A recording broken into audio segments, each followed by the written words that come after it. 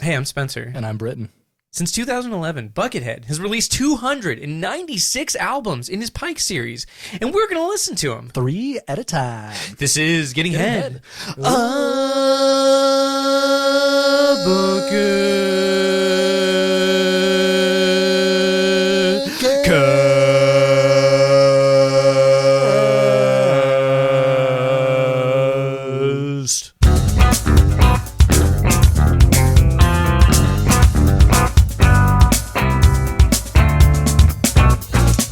Welcome, head-getters, FedExers, hard sexers, Caesar, the Pokemon. What? Coughing. Coughing. This is episode 65 of Gettin Head, Bucketcast. Oh my god. Wow, we're only 4 away from 69? Yeah. That's all I have to look forward to, really. Yeah, that's all you have to look forward to in life. Really. That's true. It's just like, life under capitalism, episode 69 now. Episode 69. I mean, 69. like, it isn't every day that you get to say, like, hey, I've done 69 episodes of my podcast. You don't get to say that to somebody, because, like, if you say that to somebody in real life, if they're a real friend, if they're a homie, you know what they're going to say to that? What's that? Nice. Oh, yeah, that's true. But that's all they're going to say, and that's all that's all I really want. You know, that's all I'm really looking for out of whatever. Right.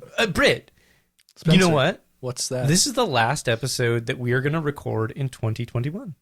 You know, you're not wrong. That's very true. Today's the December 30th that we're recording this. And so, you know, it's the end of the year. 2 days from now, we get a whole new year. Yeah. 2022. What are your predictions for 2022? My predictions. Okay, well. Pain. Yeah, pain. Things will get worse, obviously. They always get worse before they get better, is what I'm told. But since I've been alive, they've just gotten worse. Yeah, progressively. Always. Actually, every not single progressively. Year. The opposite of progressive thought, I think, is what has conservatively. Ooh, yeah, there you go. Yeah, they have progressive death metal. Why don't they have conservative death metal? I mean, they do have that. It's called deicide. See, that was the first thing that came to mind for me too, but I don't actually know. Yeah, I mean, either. Glen Benton just seems like a racist. Oh fuck! I don't know. I don't know if he seems like a racist. I but doubt he is. He just seems like it. He seems like he could be a very conservative man. I don't know. I mean, he likes Satan a lot, so maybe not. I don't know. Yeah, but I mean, Anton LaVey really liked Satan, and he was pretty conservative. Yeah. He was a misogynist and dickhead. Fuck Anton LaVey. Yeah, fuck that guy. Yeah, but, that guy sucks. On the flip side, the guy who runs the Satanic Temple, Lucien Graves, that guy's awesome. I fucking love that guy. All right. If you haven't seen it, I'd highly recommend a documentary called "God Is Not Great." It's about the Satanic Temple, which is basically it's like it's a satanic religious organization, but it's run by this guy who's a lawyer. And basically, he made it a religion to combat theocratic rule and theocratic laws. Yeah. So a Christian will come in and do something and make a law because it's part of their religion, and so he'll file a lawsuit and say, well, if that's part of their religion, I'm a Satanist and I need to be able to do the exact opposite. Hell yeah! I think is awesome. That is awesome. I mean, that's fucking bad. Also, that's real Batman shit. Yeah, that's some real Satanist shit. Badass shit, yeah, dude. And that's tight. If Satan was a real person, he'd be doing cool shit like that. Oh man, Satan would be doing so much cool shit. So that actually leads to my second prediction for 2022. Satan will show up on Earth. Well, Glen Benton's already here. Oh yeah. Going back to Deicide. Oh man, last time I saw it, I've actually only seen Deicide once. I've never seen them live. I saw them. They were pretty good. But it was one of those bands where you watch them and you're like, oh man, they're gonna play this set list that they've played a lot of times, and you can tell, and it's like, everything just kind of sounded the same. So one thing that blows me away is Deicide is one of the few death metal bands where their drummer writes almost everything. Yes, that's true. And so the band, Glen Benton, is an okay vocalist and not a very good bassist. He's a fucking great vocalist, man. He's okay. His gutturals sound so good. Yeah, I love his gutturals. His gutturals sound good, but the rest of his screams don't sound very good. See, okay. See, I like that because I like it when on later Deicide stuff and on what's it called? Vital Remains. Yeah, that one album that they did with Glen Benton. Yeah, De-Christianize. Yeah, that's a good album. That's a good ass album. So his vocals are super layered on it. They layer lows, mids, and highs, and it's just super compressed. And it sounds fucking awesome. The way he does sound good with his highs is like on the Homage for Satan is the best song they've ever done. The Stench of Redemption, the greatest Deicide album. Easily. Like, well, Legion, I don't know. Legion's okay. Legion's really fucking good. Legion is well written. It's just poorly recorded. I like the mix on it. But I like that early death metal mix. But it's like, but it's an early death metal mix, except like you can't really hear the bass, which is like one of the best parts about that early death metal mix. Yeah, you should be able to hear the bass. Yeah, that's a good point. I mean the drums are super fat, just the bass doesn't do. Bass should be fat too. But I mean, the bass is fat now. Glen Benton is a chunky boy. That was actually the one thing that I was going to say about seeing Deicide live was that Glen Benton was a bigger man than I expected. Well, he's a Satanist, so of course he's got to like give into pleasure and be gluttony, obviously one of the sins. And like he's standing in line at McDonald's. Would you like to supersize that, sir? And he's thinking to himself, what would Satan do? Yes. You know what? Supersize it and make it 2 of them for Satan. Supersize me, Satan. It's the name of the episode. Okay. Yeah, but no, like, okay, so predictions for 2022. Things are going to get worse, as they do, and that's going to suck. Outside of that, I think that I can make some really, like, easy predictions, which I know are going to be correct, meaning, like, there will be really great media that is released in 2022. Great albums, games, movies, whatever. Are there any games or albums or movies you're really looking forward to? Yes. Horizon Forbidden West. Okay. Really looking forward to that. Horizon Zero Dawn was a game that was released on PS4 a while back and PC later on. It's a really good game. I'm really looking forward to the second one that comes out in the early part of 2022. So that's going to be great. So, I don't know. There's other games that I know I'm looking forward to that I can't think of.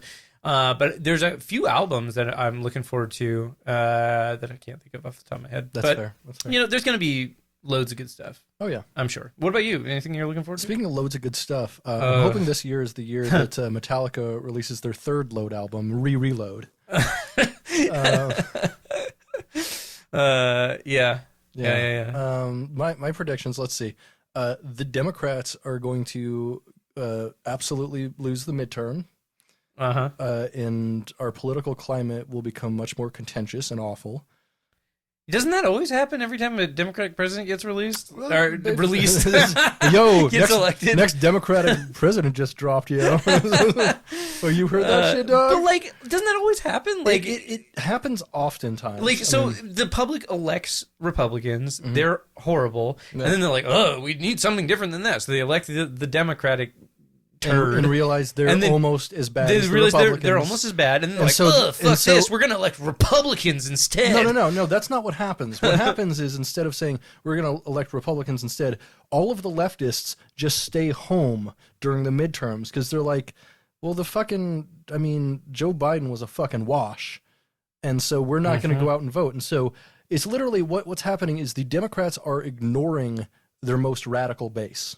And they're losing because of it. Because the thing is... And then the Republicans do the opposite. They cater to their most radical base. And they're winning because of it. Yeah. Because they're like, oh, conspiracy theories? Sure. Yeah. That's fact. It's fine. Nothing matters. But the problem is, the big difference between their most radical bases is the Republicans' most radical bases just want to kill all minorities, whereas the Democrats' most radical base just want health care for everybody. And it's like, why really don't ridiculous. You cater to... It's simple. It's like they're not asking for things that aren't incredibly popular with everybody. Like, literally Medicare everyone. for All is one of the most popular platforms in America. Canceling student debt is one of the most popular platforms in America. And they're just saying no, and like a lot of me wonders... legalizing marijuana at a federal level? And are you fucking kidding me? That's popular. Joe Biden could have done the last two you said with an executive order today, right now. I know. Right it's now. So he fucked. could unschedule marijuana as a Schedule 1 drug and release everyone from prison fucking tomorrow if he wanted to. Yep. That's the key word. If he wanted to. But optics mean he's not going to do that. Which is because he's got to fucking stand by his criminal bill and putting super predators in fucking cages and fucking keeping them there and destroying Black America and inner city families for fucking the last 30 years. He's got to stand by that because he stands by his decision, Jack. Yeah. Fuck Joe Biden. not let's go Brandon. I was gonna say that shit is for weak losers. Let's fuck Joe Biden. He's almost as bad as Trump. Let's fuck Brandon. You know what? Yeah, let's fuck. You know what? Yeah, let's find Brandon and let's fuck his butthole. So you know what? You know what's actually kind of a tragedy is the guy who I don't know if you know the story of Let's Go Brandon. A little bit. So it was like there was like a Formula One race or something happening. And there were some people in the crowd after... Well, it was not Formula One, it was NASCAR. Oh, NASCAR, whatever. Come on, Formula One. That's true. That's European and cool. So there was like a NASCAR race, and there was a guy named Brandon who like won the race, and he was being interviewed after the race, and there were some people in the stands chanting really loud, "Fuck Joe Biden." Mm-hmm. And the way they... they scrubbed it over on the recording and broadcast it with the crowd saying, "Let's go Brandon." And so, you know, Trump folk, I'd say conservatives, but it's not all conservatives, it's Trump folk, like, are fucking... They really latched onto this. Yeah, they think it's the funniest thing. Dude, yeah, it's really cringy and shitty, and it's just cringy. It's just cringy. It's like 100% it's just cringe. dumb. Like I just don't like. It's infantile. I mean, while I will agree, I am no fan of Joe Biden. No, Joe Biden sucks. He sucks. But it's like, easy to say fuck Joe Biden. Yeah, but it's easy to say. It's easy to say fuck Joe Biden. And it makes sense. Why do I need to make some like cutesy little like jab at a different political because you need to express your opinion on Joe Biden and also let everyone else know you're a QAnon fucking moron. Yeah, that's true. Because it's, I mean, I know plenty of people on both sides of the aisle who will say fuck Joe Biden. Yeah. Who don't like parse it into some silly little political play where they get to use their own code words, like kitschy, cutesy little like so fucking shitty dog whistly bullshit. Like the people who say "Let's go Brandon" own no less than 2 Trump commemorative plates that they bought on QFC. It's those fucking idiots. QVS. Oh, yeah, QVS, sorry. Or from the Geek Squad, who knows? QFC is a local grocery store. Quality food center. Yeah. Quality food center. It'd be amazing if they sold Trump commemorative. That would be incredible, especially in Seattle, too. Yeah, that'd be like incredible. Like there would be like one really angry lesbian just goes in the store and smashes those periodically. Like, I can't believe you're selling these! Smash! Yeah. Oh, what a time! I had a friend, a guy that I lived with for a long time ago, who got really like drunk and high one time and was like, "Hey man, I can't believe they call it that. I can't believe they call it that." We were in a QFC parking lot, and he was like, "I can't believe they call it that." And he's just laughing to himself, and he's like pointing at it, and I'm like, "What do you mean?" He's like, "Queefs."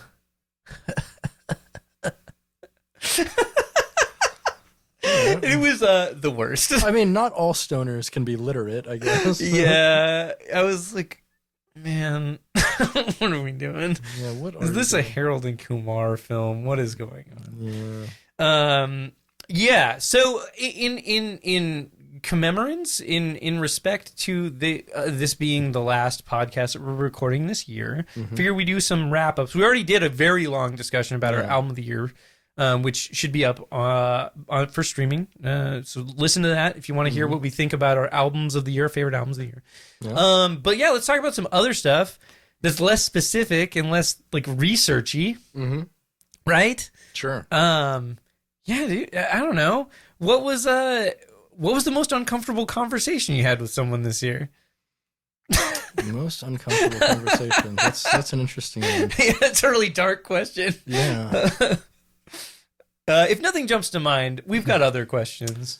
You could say pass. No, I'm good. I mean, there's this person that I date periodically, off and on, but they definitely deal with some mental health issues, and they kind of had like a breakdown, and I was like the only one there to deal with it. And that's so tough. that was a tough conversation. Yeah. That's pretty tough. Yeah. But I mean, they have like some of the most magnificent holes I've ever experienced. So, you gotta you shout out to all the holes. Shout out to all the best holes out there. Like they have like some top 5 holes, easy. That's like, wonderful. Just great holes. So I'm like, I can deal with this.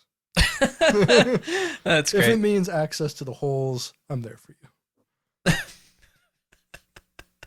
How about you? What was the most uncomfortable discussion you had, Spencer? No. Ask me a different question. I didn't really Come up with one. What was the anime you least enjoyed hearing me talk about this year? Oh, that's an interesting. I thought you were going to ask me something about anime that I actually experienced because I have two answers. So first one was the one where you were talking about it, and it was like X something in the title, and I just remember X Hunter. Yeah. I remember you started talking about it, and then I just blacked out. Like I just remembered nothing from what you said. Like, and then You just went into a fugue state. A fugue state, exactly. Yeah, that's yeah. And then I stopped talking about anime, and you're like, "Well, but how long have you been here, dude?" Yeah. No, that's pretty good. Yeah, that was my choice for that. Fair. What was the worst movie you watched this year? Dude, Love on a Leash. Remind me which one that one is. Love on a Leash is. Oh, is that the one with the scene with the like the China girl dog food? The feminine hygiene product scene? Is that film? No. Oh, you're right. Dirty Love. Dirty Yeah, Love with that Jenny was McCarthy. You're right. fucked. That was actually probably worse. You're right. Yeah. Thank you. You're Thanks. actually right. Like Love on a Leash was uniquely inept, though. Honestly, that's actually going to be a tie. Love on a Leash is about a dog who wants to turn into a human so he can fuck a white girl. That rules. Because he doesn't know that white girls love fucking dogs. Yeah, they love fucking dogs. Yeah, What are you talking we about? all know that. We all know that. Yeah, so It is but common knowledge. But a magic spirit in the local pond tells him if he can find true love that they'll turn him into a human. Okay. But then he turns back into a dog at nighttime. Okay. So he's got to fuck during the day? Yeah, that's right. She's Weird. And part of me wonders if she's actually just fucking the dog. I mean, Yeah. there's a lot of questions there that I don't want answered, but at the Okay. same time, I'd really like to talk to the filmmaker just to be like, "Yo, question about your film. What the fuck?"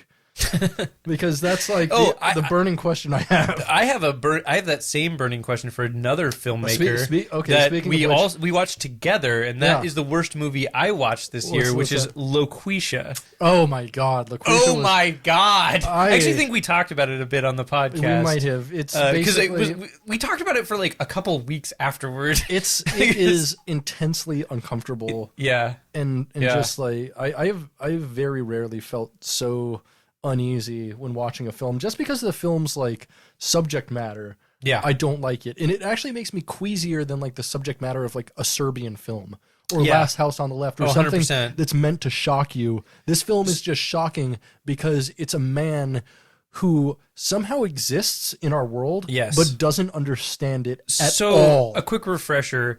The plot of the film, and this is one of those films where it's like a writer, director, star. Yep, And- auteur. An auteur, if you will.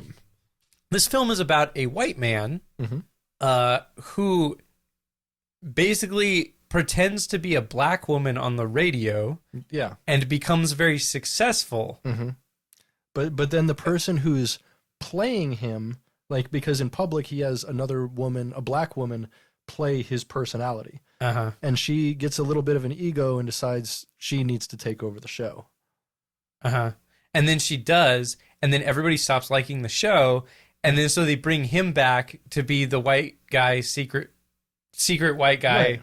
Because to do the show. It's incredibly inept. It's incredibly weird. well, it's as we all bad. know, white men are better at being black women than black women are. And that seems to be the point of the film. That's the theme of the film. And I say that completely without hyperbole. No, it sounds no. very Straight- very no, hyperbolic, but it's not. No, the it's not. actual point of the film seems to be, and I say seems to be because we talked about this movie a lot after we watched it, and that's the only thing. That's the only theme that is present in the entire film. Yeah, seemingly. Yeah, it's a mess. That's the worst movie I watched this year. That's great. It's pretty good. Yeah. Yeah. Yeah, I don't know. You got one for me? Yeah, what's the weirdest sensation you've had in your genitals this year? Oh.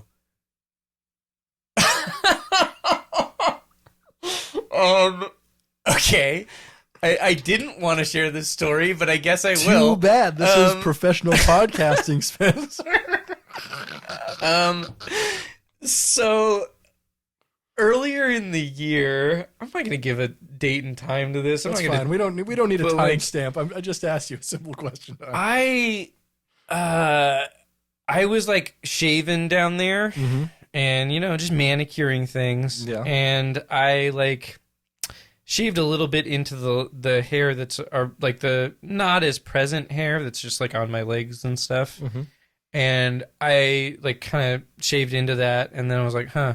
And then so I shaved a little bit more of it off, and then I was like, oh, that feels kind of interesting. I wonder what it would be like if I just shaved that whole area. Yeah. So I did. I shaved like the whole area, and then became the itchiest I have ever been in my life. Yeah. So And well, hold on. No, I know that you have things to say about this. Oh, yeah. Hold on. So I became the itchiest I've ever been in my life, and it for like a week it was miserable. Like it was so bad, and it was so like I just had to like keep walking off the floor at work to like go in the back and literally like scratch my crotch a bunch, and then go back out. It was so dumb, dude. Yeah. Like so that was the strangest sensation. So you know, so I have for years now, probably 4 or 5 years of my life, I shave off all of my body hair below my neck. Yes. Like every day or every other day. Like I'm a hairless motherfucker. My skin feels incredible. It did make my skin feel really nice. Yeah, around that like, area. I moisturize with coconut oil every day. Like feel my skin, dog. All right. I've just got like baby skin. I've got it feels pretty good. I know, right? I've got like girl skin, and girls comment, they're like, "You've got like smoother skin than me." I'm like, "That's right, bitch." You stupid bitch. Yeah, that's because you don't shave every day, bitch. Fucking bitch. Get on down. Come on, suck on this deer. It's all shaven, all clean, and it's big and thick. You fucking bitch. Yeah. So like, so I shave all the time, and I used to have the same problem as you. And you know what I did? What's that? I stopped wearing anything that required a belt.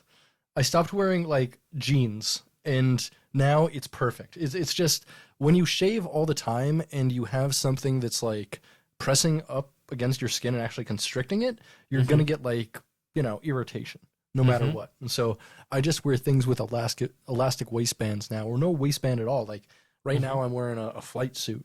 Like I see that. An Air Force flight suit, and you know, it's super incredibly comfortable. And you know, Rocks, honestly, dude. like jeans are fine, but like there's so many more comfortable pants. It's just you know what kind of pants I really want? What's that? I really want some of those pants that are like the Japanese like lounge pants where they're like tight here and then they're like super loose everywhere else. The tapered ones. So I want some of those really bad. You know, I know you have some of them. Let me send you a link. Please. They're kind of like not harem pants exactly. They're just like super loose, and then they're kind of like joggers on the bottom. Tight. I'm gonna send you the ones that I wear, and they're so comfortable, dude. Nice. They're they look amazing. I want a free ball in that so bad. It's so fun to just like swing your dick around. Yeah. And, I remember you had a friend over, and you were being a fucking weirdo, and you're like, "I'm always a fucking." What do you expect? You're being like an exceptional weirdo, and you're like, "Oh, I'm gonna shake my dick around in front of the TV so you can see it." I didn't know you could see my dick. I told you that. I was like, but yes, you did I can see your after I penis. started doing it. I'm like, "Oh, whoops, sorry." No, you were like, "Oh, whoops, I'm gonna keep doing it," and then you just kept you're doing probably it. Right. I'm not ashamed. I've got a nice dick. I don't care. And I was like, "All right," and then I was like, shortly after that, I was like, "But you need to go home, like get out of here." Yeah. It's always funny when I kick you out. Like that's sort of like a funny thing. Especially in front of someone else. Yeah, I'm like, no, you gotta go. Bye. That's enough of Britain for today. Pretty good. Yeah. But yeah, it's been a year. It's been a year. We'll keep talking about our favorite things from the year as we progress through the podcast. But I think for now, it would be great if Britt, if you could hit us with a bucket fact. I would love to hit us with a bucket fact. Bucket fact, bucket fact, bucket fact, bucket fact, bucket fact, bucket fact, bucket fact, bucket fact. Today, we're going to talk about the musician that has arguably known Buckethead for the longest amount of time out of any of his collaborators. Yeah. Drummer Pinchface. Okay. Although there isn't a ton of information on his backstory, excuse me, Pinchface, born is Michael Andrew Hakopian, met Buckethead sometime in the late 80s. Along with vocalist Maximum Bob, the three would form the Deli Creeps and be the only three permanent members of the band, while the bassist slot rotated for many years. Okay. After the Deli Creeps took a hiatus for Buckethead to focus more on his solo stuff, he decided to keep working with Pinchface, having him record drums for a couple tracks off of his debut album, Giant Robot, sharing drum duties with Jerome Bailey from Parliament Funkadelic and Ted Parsons from Swans.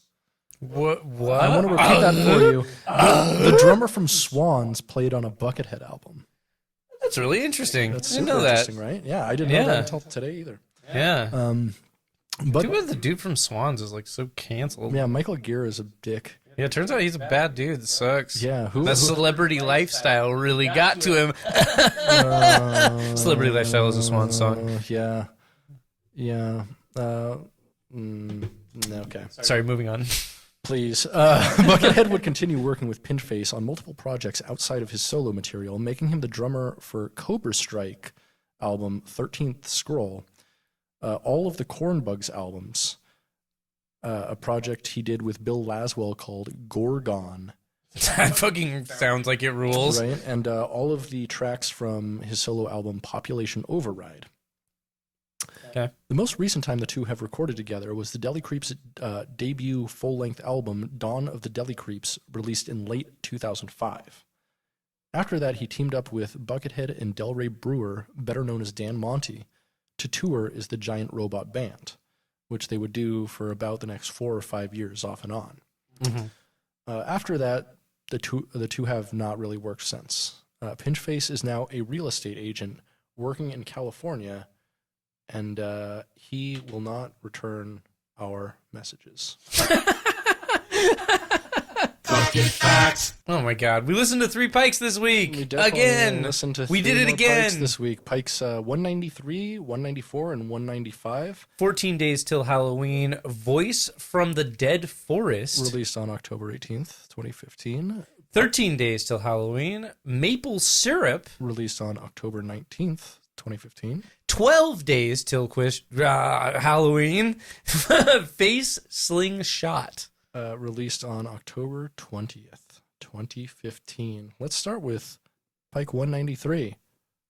Voices from the Dead Forest. Is it Voices or Voice from the Dead? Oh, yeah, Voice, sorry. Voice from the Dead Forest, released on October 18th, 2015, just one day after the previous Pike, Grotesques. Wow, one day. I could never imagine that this album could be made in one day. Hey, Spencer, what do you imagine if you just distorted a bunch of voice synths? What do you think it'd sound like?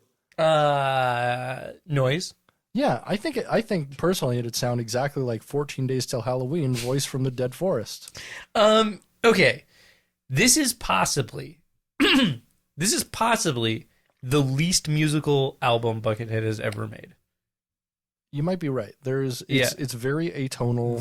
This is not music. This is sound effects. Yeah, this is not music. It's not even a noise album, it's a sound album. Honestly, like I put in my notes, like, this is almost a harsh noise album, but it is not harsh noise because it's not even really noise. It's it is noise, but it's not like... Yeah, it would have been like pretty much atonal entirely, except like there are occasionally like some triangle synths in here that actually do have tones. Mm-hmm. Occasionally, like... Very occasionally. Yeah, like three times in the entire like 30 minutes and 60 seconds or 50 seconds or something. Yeah. It's definitely one of these Pikes. It is one of these Pikes. It's got cool album art. I like the album art. All of these have actually really cool art, and this one has cool art too. Let me ask you this, Britt. Sure. What unfortunate holiday dessert or treat is this album? And I say unfortunate meaning like a holiday dessert or treat you do not like. Yeah, this is gonna be like not a fruitcake, more like that like a fruit salad made with a bunch of like Cool Whip and shit. You know what I'm talking about? Yeah, it's just like Jello. Yeah, it's like Jello, Cool Whip. It's kind of ambrosia salad. Like something in like bananas that are like they cut 3 days ago, so they've turned like brownish. And they're all slimy. But they're like suspended in the gelatin. No, thank you. Yeah, definitely. Yeah, no, that's a good. It's got like raisins in it for some fucking reason. It's like horrible. You're like, why? what are we doing? Yeah. Like that's what I ask myself a lot while listening to this is like, what are we doing? Yeah. Like, why are we? Why? Great question. But why? Mm-hmm. I don't know. Yeah, that's a good answer to this. You got one for me? For this album? Yeah. Yeah. What Rob Zombie terrible remake of a horror movie is this? No. What genre or what franchise is this album Rob Zombie deciding to reboot entirely? You know what? I know What's it's on the tip of my brain. I can see the art for the cover of the film. It's an 80s film. It's a series. They made, I think, 4 of them. And it's the one where it's got like the ball with the knife sticking out of it that's like flying around. It's like controlled by that guy. Phantasm. Phantasm. So it is, if they gave Rob Zombie a Phantasm remake, that's what this album is. Okay. Because Rob Zombie is the worst choice for a Phantasm remake. He really is. Like, there's no worst. Well, because here's the thing. Like, I'm not saying that Rob Zombie's bad. His aesthetic can be cool, but it is not the right. It's not the right aesthetic for something like that. His original movies are kind of hit and miss for me. I think they can be good, and he definitely has some cool, fun ideas for sure. Like visually, definitely. Yeah, like he's a very visual person for sure. Halloween was just a fumble. Like both of the Rob Zombie Halloween so rough, movies dude.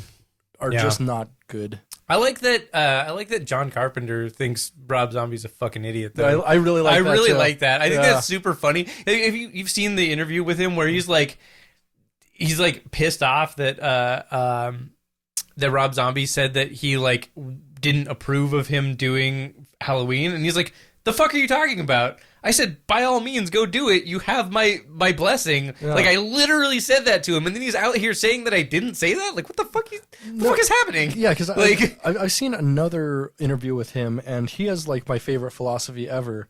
Is he said something like, "Yeah, when a studio comes to me and asks if they can remake one of my films, I just close my mouth and hold out my hand." Yes, exactly. And I'm like, that's awesome, dude. Like he doesn't give a fuck. He's like, yeah, I made the best version of this film that'll ever be. Someone else can fucking take a stab at it. I don't care. I'm just going to count my money while they do it. And his whole aesthetic seems to be more like, yeah, I did this a while ago and I'm proud of that and I think it's good.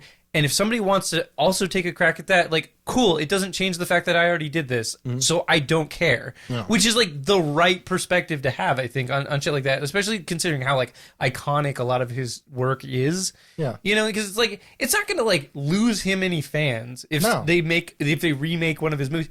Like, they remade, what was the worst of the Carpenter remakes, I think, is the Thing remake. Did you watch that? I mean... Are you talking about the one that was kind of a soft like reboot / sequel or prequel? Yes. Okay. The like 2008 one? Yeah. 2011, something like that? So it was fine. It was fine. What I really disliked is apparently they shot the film entirely with practical effects and the studio made them replace it with CGI. That's interesting. Hate. That sucks. I hate that so much. Like I remember watching that movie and being like, this is totally fine. Yeah, it was fine. The thing why I say it's the worst Carpenter remake is because it's like it is fine, but it does not justify its existence at all. True. Like it's one of those ones where it's like it's more disappointing because it's so middling than if it had been like really bad or really good. Yeah. Because I stick by the Rob Zombie Halloween remakes are easily the worst. Well, see, the thing is like actually, you know what? With the new Halloween, the Halloween Kills was fucking dog shit. I hated that. Yeah, you did. I hated it. Yeah, I haven't watched it yet, but I did watch the like Red Letter Media talk about it, and like watch that. It's pretty interesting. Like it looks really. I mean, at least they didn't like it either, but like their reasons for not liking it are pretty interesting. Like it sounds like a mess. Like it really sounds like it is a mess. Like a mess of a film. It makes no sense how it was such a mess, given how good the first film was. Yeah, like the 2018 really good, Halloween remake is so good. Because I watched that per your recommendation right before Halloween Kills came out. So like that was this year, and I thought it was really good.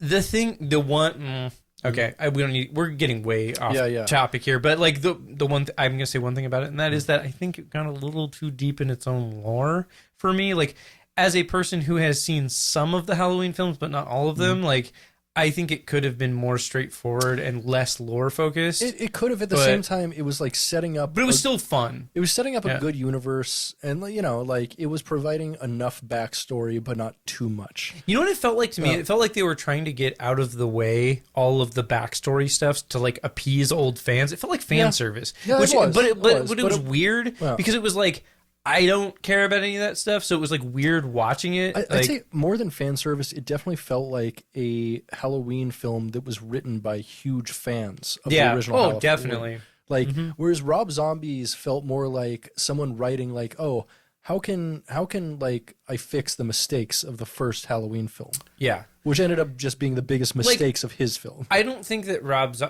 I'm sorry. I phrased that weird. I think that Rob Zombie is probably a big fan of the original Halloween. Definitely. Like, I don't think that like he's not, but I think that he's the sort of person that like he sees that and he gets the opportunity to make a new one, and he doesn't look at it like, here's how I'm going to pay homage to that, or here's how I'm going to like build on that. He's like, here's how I'm doing my version of this. Yeah, and then he inputs like all of the things that he likes in films into this, and then frames the Halloween story around that. And like, that's an okay approach. In some cases, like completely reinventing a series like is a good choice. Yeah. Sometimes, and sometimes it's a bad choice. Like, I feel like that's what people are currently doing with Star Trek. They're framing Star Trek around a very different type of storytelling. And the problem is like I think the biggest problem is the initial reframing of Star Trek was good. Like the first J.J. Abrams film, it's extremely good. It's very good. That's what reignited my interest in Star Trek, and the reason why I went back and rewatched all of Star Trek was that 2009 film. The weird thing is, though, everything that's been given to J.J. Abrams that is sci-fi sense has been fucking dog shit. I thought the second Star Trek film was okay. Second one was fine. It was okay. It was ruined by the previews and knowing who Khan was, and it was fine. It was fine. They didn't need a second Wrath of Khan. It was so by the time I watched that one though, I was a much bigger fan of Star Trek, and I think that's part of the reason I didn't like it as much. So. We're getting way off topic. Let's get back to Pike 194. We're moving on. We're moving on. We are moving on. Hold on. Okay. We already asked like 5 questions about the last Halloween. That's true. We did. 13 Days Till Halloween. Maple Syrup. Released on October 19th, 2015, just one day after Voice from the Dead Forest. All right. We're not going to talk about this album. We're only going to talk about Maple Syrup. So we are, and I'm going to tell my story that I've actually never told on this podcast about Maple Syrup. Please tell me you used it as lube. Please tell me you used it as lube. Way better than that. So, okay. So better than that? Yeah. My brother was going to like corrections school to be like a prison guard. Right. Yeah. Down in Burien, which was Burien sucks. I know. This was like maybe 8 years ago, something like that. I mean, it was quite a while ago. Yeah. And so he was graduating from corrections school down in Burien, which is like, I mean, it's like the lowest class suburb of Seattle. It's by the airport. Yeah, it's no brow. It's like dirty. It's gross. It really sucks. I actually went to the Burien Fred Meyer recently. Oh no! I dropped a friend off at the airport, and I had to get something, and I was like, oh, I'll just stop at this Fred Meyer by the airport. Oh, there's one in Burien. So I went there, and it was just like, it was just weird, man. It was like it's one of those sort of places where they have all the like. They have all the makeup behind lock and key and shit. Right. It's like that kind of a place. Just sucks, dude. So I got to take the bus down there, and it's a long bus. Like Burien isn't far away necessarily, but the buses to get there take a while. It definitely, because it's like just it's in a difficult to get to area. And so I get on this bus, and I'm kind of sitting near the front, and immediately like I just noticed like something is off about this bus. It's like. It's weird and like depressing, and like all the people on there, like the best way I can describe it is it's like it was like a social security office but with wheels.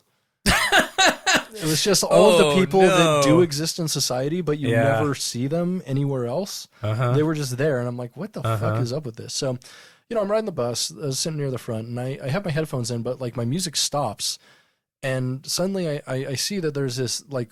Guy talking to an older man in front of me, and there's like there's this older guy who's got to be like 90 years old. He's fucking ancient, and then there's this guy who's probably like in his 40s talking to him, and this guy in his 40s who's talking to him is like just making conversation, and the guy who's in his 90s is not responding at all, except for like the occasional. Oh, you've told me this story. Yeah. Okay. Sure. And oh my god. So this guy is talking at this old man, and like he just says a bunch of stuff to him, and then he's talking at the old man about food. Yeah, I mean, as one does. Right. Who hasn't talked at an old man about food on the bus? And he's like, "Hey, you been down to that spaghetti restaurant there?" And he names like a street, and the old man's like, "No." He's like, "Oh man, it's really good. They got really good, spaghetti, and I like their sauce a lot.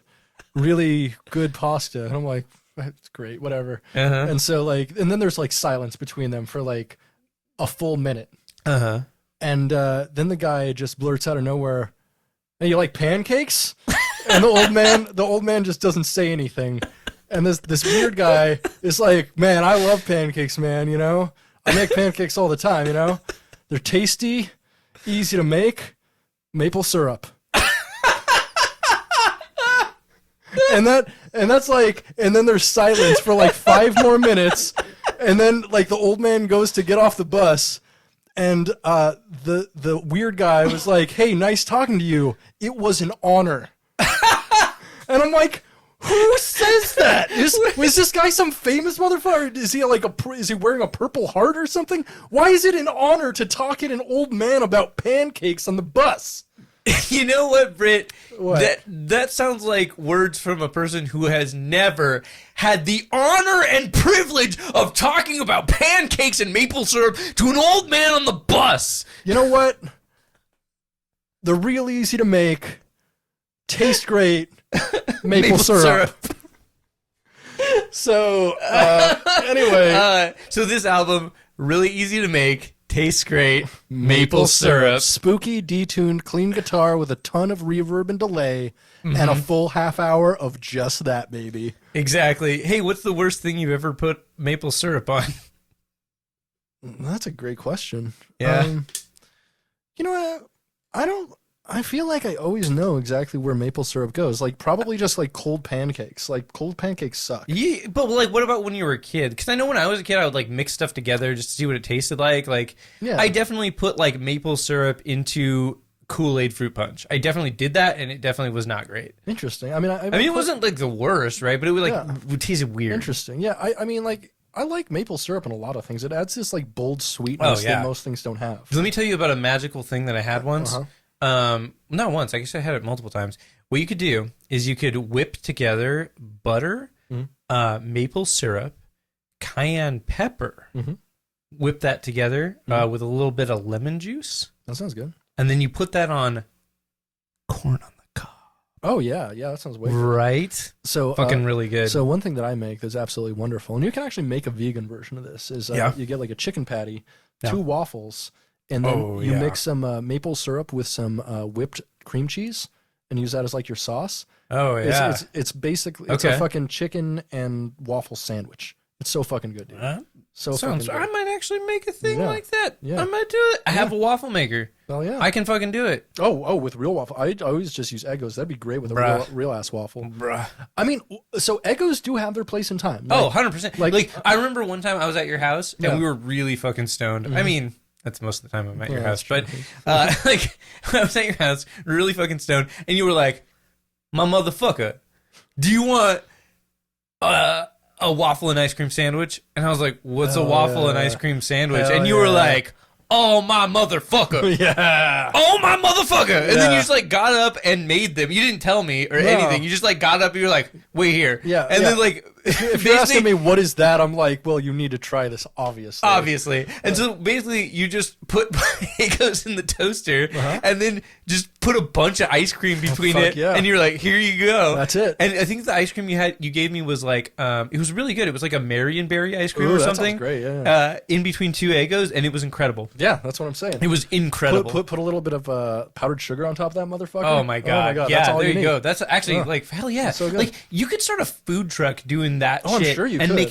hella money. And be cheap as fuck. And It'd like, be so cheap. the people you could hire, like they could be like that dude on the bus, like people who don't know how to do fucking anything. Literally anything. Yeah, because you give them one job. You're like, here, take money, or here, heat up the fucking waffles. 2 scoops on each waffle. Yeah. They're like, okay. Like, Yeah, exactly. Like 2 scoops. Yeah. 2 scoops. Yep. Yeah, no, perfect. Speaking of scoops, let's move on. Scoops. You know that could be the. I mean, I'm destined to open a place called Scoops eventually. Right? You gotta. Yeah, there you go. It's Yeah. just a You gotta name it waffle really weird though. It's gotta be like SCUUP. U, and all of them have different umlauts. Different umlauts, yes. Shit. The one's got the regular umlaut, one's got the carrot, the one's got the line. Yeah, so it's like all three. Scoops. I love that. That's great. Pike 195. Whoa! Before we get to that, Oh yeah. Sorry. yeah, what worst pedal you've ever used for your guitar is this? Oh, fucking for Pike 194? Yeah. That's a great question. This Which guitar pedal do you most want to cover in maple syrup and never use it again? That's more of a question. I have the best answer for that. The only correct answer for that, and that is the Morley, or not Morley. Sorry, there's a Dunlop Crybaby Wah. That's fair. And that is both the worst pedal, and that is also the well, it's not a bad pedal. No, Yeah, it's there's fine, much it's a worse fine- pedals. There I are don't know worse what you're pedals. talking about. It's a Yeah. fine pedal. It's just like For its cost, it kind of sucks. I mean, I think it was not that expensive when I bought wine. I think I mean, it was they're like, I think $120 now or something. Yeah, Which is a it's little much for. It's a little much, but it'll last you probably. I mean, it's probably gonna like stay fine for a long time. I just like, much rather have like a Morley. oh yeah, I mean that's the real answer. The real answer is like pay a little more, get a Morley. It's better. Yeah. If you're gonna do the wah thing, that's the way to do it. Mm-hmm. And I know from experience because like when I joined Bloodfist, the band that you were in when I met you, Yes. when I joined that band, when you asked me to join that band, and we got to canonize that Mm-hmm. for asking me to join the band. You're welcome. Thank you. And I joined the band, and when I joined that band, I was using my Crybaby Wah, Mm-hmm. and the other guitar player, Chris Hansen, was like, "No, use my Morley Wah," Mhm. and I was like, "Hell yeah," Yeah. because Chris had 2 Morley Wahs. Oh yeah, he did. Yeah, And that's so fair. I used one of them Oh, because had 2 Morley Wahs. And what's so funny about that is I played music, I played a guitar in a band with Chris Hansen for a really long time, Mm-hmm. and we only used wah pedals literally for like the first couple months we knew each other, and then never did again for like 10 years. Yeah, y'all. There was for all of Corruption, did y'all ever use any pedals besides like obviously noise suppressors, noise gates, and noise tuners? gates and No. tuners, yeah. Well, I bought a harmonizer pedal at one point, which I still have. That's right. Okay, yeah, you did but- have the. I think Chris used a wah briefly, or not a wah, No. but like the or was that just Bloodfist where he used the Well, you know- harmonizer type pedal, whatever. That No, he didn't use a he had a volume pedal. Okay. That's the only thing. Yeah, Chris had a volume pedal, and I had a harmonizer pedal, but I only used it at one show. It was the show where I was wearing this shirt that is actually a really sick shirt. I wish I still had it, but it's like this Christian shirt from the 90s. I found it Value Village, and it just says like Jesus is the answer, but it's done in like a super 90s like multicolor font. It's really cool. Oh yeah. It's pretty rad. All right. Let's move on. But yeah, cover your wahs in maple syrup because they're lame. I don't know. Yeah. Pike 195, 12 more days more till- like wah waffle pedal Uh, because it's covered in syrup. Wah waffle, waffle. wah. What about a waffle that's shaped like a wah pedal or like a foot? I mean, I guess like since it's the most awful wah, technically the Dunlop is a waffle. I mean, it's It's not. not the- It's not I mean, an yeah, awful yeah, wah. like, It's a perfectly The functional Behringer, wah. I'm sure, is like way yeah, more whatever the TC electronic equivalent is, I'm sure is worse. But like, Dude, TC Electronics makes some amazing stuff. you know that they are completely owned and operated by Behringer. Yeah. Like all of their stuff is made in the Behringer factory in China. Yeah, they still use like their bass amps sound amazing. Well, I'm not saying that TC Electronic is bad. I'm just saying you are aware of that. Yeah. Okay.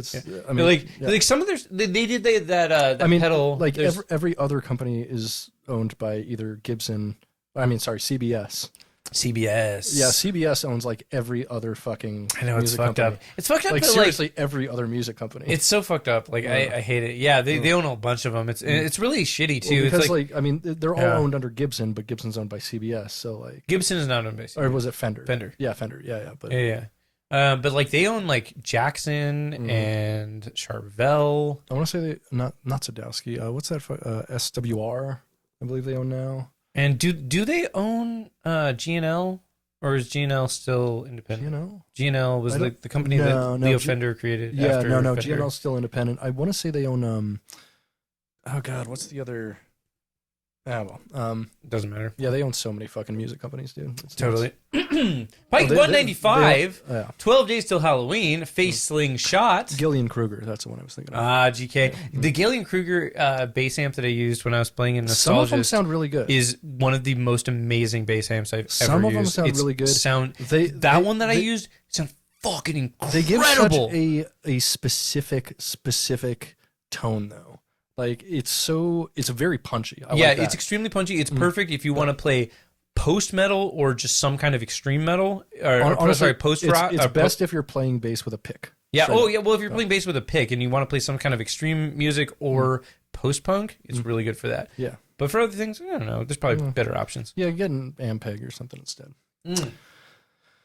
This is this is a pro Ampeg podcast. Oh, 100%. We love Ampeg, especially their 70s shit. Dude, the V4B is still like my favorite bass amp of all time. You were the loudest. I was the loudest bassist in Alaska for quite some time. You were. Yeah. Like that is like undeniable. Like I think that anyone around at the time would vouch for that. Okay, this is a story I don't think I've told on the podcast, but we should talk about it. Do you remember the time we played a show in Anchorage, Alaska, at a place called Club Millennium? Yeah, the top floor. And I was doing sound. We were playing on the top floor. You were doing sound. So it was a Shark Week show. Yeah. So here's the thing: in Anchorage, Alaska, or at least in downtown Anchorage, Alaska, across a bridge from downtown Anchorage, Alaska, there's a neighborhood called Government Hill, and it's about. Oh no! How far away would you say? Like about a mile to a mile and a half. Yeah, I'd say away from where we were playing. Yeah, about a mile and a half, mile and a half from where we were playing. Yeah, and we were playing at this venue. Britt was doing sound, and we played so loudly that we got a noise complaint from Government Hill. So to be fair to me, they gave me the most insane 20,000 watt per side JBL PA, which is at least I think, double the power and size of anything else I had previously worked. So with. Didn't you had two woofers two on huge both woofers. Two woofers on both sides. Yeah, and they were the cabinet type recessed 18-inch. Yeah, so which are enormous. So like two woofers on both sides, and then you had I think it was an array of like two big like mid-range speakers and then two tweeters. Yeah, that sounds about right. It was an enormous fucking PA. This is like a PA that you use at like a large outdoor concert. A large outdoor concert for like electronic music or like something where we need to push the system. We were playing metal for like less than 100 people. Bro, it was like less than 40 people. There were not a lot of people there. Yeah, but it was just like, I mean, they definitely like lost money on the show. They paid more to rent I know for certain they paid more to rent that rig than they actually made off tickets. Oh, 100%. 100%. But which, like, I'm grateful for the opportunity to play it. But like, anyways, when we were playing music together, we were so loud that we got a noise complaint from a neighborhood a mile and a half away from where we were fucking playing. Yeah. And that's pretty impressive. Hell yeah. I mean, when I played with that bass rig, that enormous bass rig at Beato's, we got noise complaints all the time. And it also fucking killed the power a bunch because it would overload the power because you were drawing so much power. That's not my fault. They had shitty electronics. I mean, they did have shitty. It happened at other shows too, but your rig caused it specifically multiple times. Fine. But yeah, anyway, going back, Pike 195, 12 Days Till Halloween, Face Sling Shot. Uh-huh. Yeah. This one's got really cool album art. I mean, yeah, they all do. This is atmospheric synths with the occasional percussive field recording. This one, this one's a little bit more musical than the last couple, at least. It feels like there's at least a little bit more effort put into this one. Yeah. But it's also not totally listenable, not really interesting. It is more like soundtracky. It sounds like sci-fi horror soundtrack stuff. I'll be honest. Like, I think this is in the higher tier of Halloween Pikes, though. Perhaps, yeah. Like, it's better than some of the other ones, or better in the sense that it's more interesting to listen to. It's the best one this week, but that's definitely not saying much. It is not saying much. And it's also actually probably the best one we've listened to in the last 2 weeks. Totally, and that also doesn't say much. It really does. But yes, I would agree. Because I'd say last week we probably had the weakest set of Pikes. This week is pushing last week, though. This week is really rough. It is pretty rough. Outside of this one, like the other two, I don't know. They're fine. I don't hate them, but I don't like them. Yeah. And that's where we're at. This is where we're at. You know, there's a couple comments on some of these Pikes that we'll talk about in our next segment that I feel like really, yeah. So, question for you on this album. Tell me. Besides a slingshot, what is this getting all over your face? That's a great question, Brett. Thank you. Okay. You know, there's something fun about getting things all over your face that you can like quickly rinse off. You know what I mean? Like, is this your way of coming out, Spenser? Like, have you ever like eaten a huge piece of watermelon over a sink, got it all over your face, and then just rinsed your face off really quick, and then you're like ready to go again, and it was like a cool, messy experience? Usually, I love to hashtag WAM. Yeah. Usually, I like to have the melon juices dripping down my face, so motherfuckers know how I eat that melon, baby. Yeah. Yeah. I love getting melon juice all over my face. It's great. Yeah. This album is not as enjoyable as melon juice all over my face, I gotta say. I feel like this is more like blind melon juice all over your face. No, I hate that joke. I hate that joke so much. When I was in my very first band called Sanity Beware, we had a bassist named Garrett who was his favorite band was Blind Melon. I don't even remember that guy's like full name. I should try to find him on Facebook or something. Cool. Anyways, his favorite band was Blind Melon, and we would listen to Blind Melon a lot when I was in his car, because he was the only one of us that had a car, because I was like 15, right? Like, why would I have a car? But he was like 16. He had a car, which is awesome. But he would always want to listen to fucking Blind Melon. And I remember, like, I would be like, no, this is the point of the story. Okay, we're getting there. Okay. Thanks for bearing with me, Brett. I know. I can see on your face. You're like, God damn it. I have to cut all of this rambling out. Now. No. So I remember one time we were in his car and we were listening to Blind Melon, and I was 15. And I said, hey, man, Blind Melon's pretty cool, but have you ever heard Black Label Society? Which, you know what? Neither of us won. So, yeah. This album is...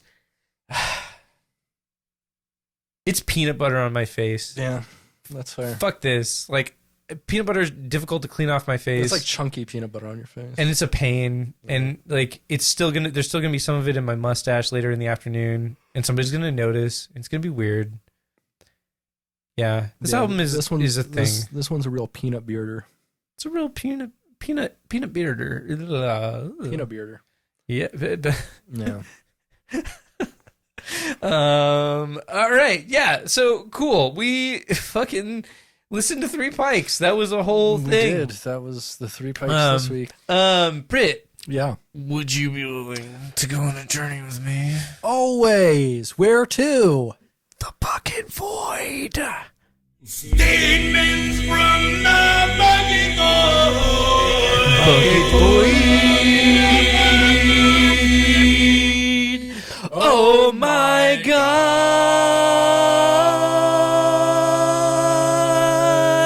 Oh my God. we're here. We're fucking here. We're fucking at the part of the show. This is the show, where the things that happen. Oh my god, the YouTube comments are really fucking sparse this week. So we're gonna. I know. So like last week we talked about like how few comments and listens that all the Pikes had. None of these had less than those. Mm-hmm. Less than especially like 191, I think. Yeah. But like they came close. They were all at like under 5,000 listens, which is like not something that happens with the Pikes. Definitely. Like a lot of the Pikes actually get quite a few listens. Yeah, like, there's some of them with like 200, 300,000 listens plus. Definitely. Oh yeah, 100%. So they're pretty sparse out there. And so we're going to talk about some other stuff too. Fair. But to give an example of like how sparse things are, they're one of the like. So we've talked a little bit about how on YouTube there's two main accounts that repost or like post the Pikes, so you can listen to them on YouTube. Humano Being, and Pulley 8. Yep. This is the first time I've ever seen a main series Pike post from one of those two people.